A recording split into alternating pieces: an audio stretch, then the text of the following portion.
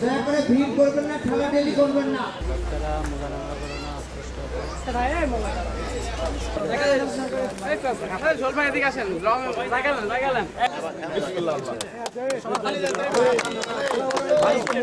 ভাই মুখটা তুলেন ভাই উপরে, হ্যাঁ বহুত ক্যামেরা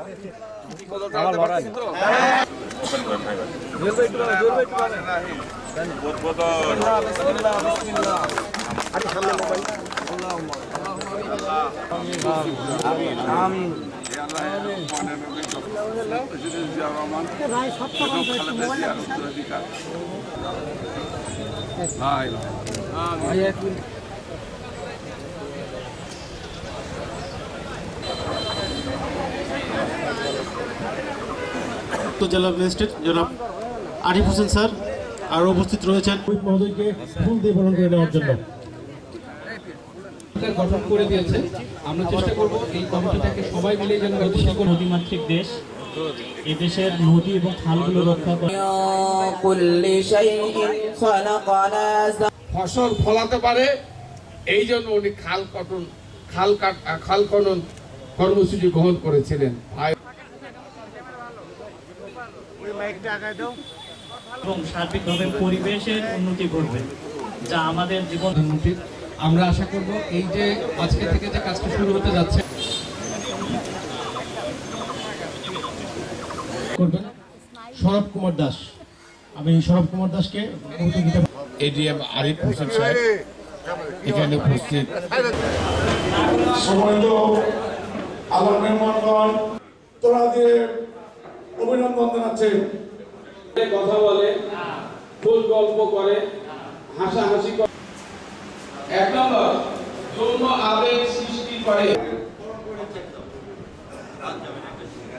শহীদ প্রেসিডেন্ট জিয়াউর রহমান সাহেব আজ থেকে প্রায় 50 বছর আগে এই খাল খনন কর্মসূচি উনি গ্রহণ করেছিলেন।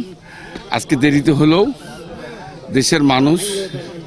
দেশের মানুষের চাহিদার কথা চিন্তা করে আমাদের নেতা বাংলাদেশের প্রধানমন্ত্রী তারেক রহমান সাহেব এই খাল খননকে অত্যন্ত গুরুত্ব দিয়েছেন।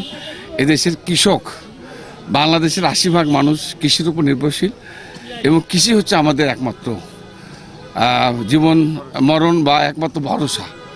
তো এদেশের কৃষক বাঁচলে দেশ বাঁচবে, এই কারণ চিন্তা করে। এবং আমি মনে করি একসময় বাংলাদেশে একটা মাত্র ফসল হতো, আমন ধান।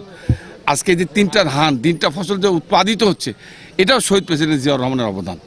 আর এই অবদান, এই ধারাকে অব্যাহত রাখার জন্য উনি এই খাল খনন কর্মসূচি গ্রহণ করেছেন এবং এটা ইনশাল্লাহ এটা অব্যাহত থাকবে। বাংলাদেশের এই যে খরার সময়, যে আমরা এখন পানি নাই, ফারাক্কা বন্ধ, আজকে কি বলে তিস্তা বন্ধ, পানি নাই, হাহাকার, এখান থেকে মুক্ত করার জন্যই তারেক রহমান সাহেব আজকে খাল খনন কর্মসূচি গ্রহণ করেছে এবং পানি এখানে রাখার জন্য, পানি যেন রিজার্ভ রাখা যায়, পানি যেন এই পানি দিয়ে যেন কৃষি উৎপাদন করা যায়, এই জন্য খাল খনন কর্মসূচি গ্রহণ করেছে। আমরা বিশ্বাস করি এটা অব্যাহত থাকবে এবং আগামী 5 বছর এই খাল খনন কর্মসূচির মাধ্যমে এদেশের কৃষকদের ভাগ্যের পরিবর্তন হবে বলে আমরা বিশ্বাস করি।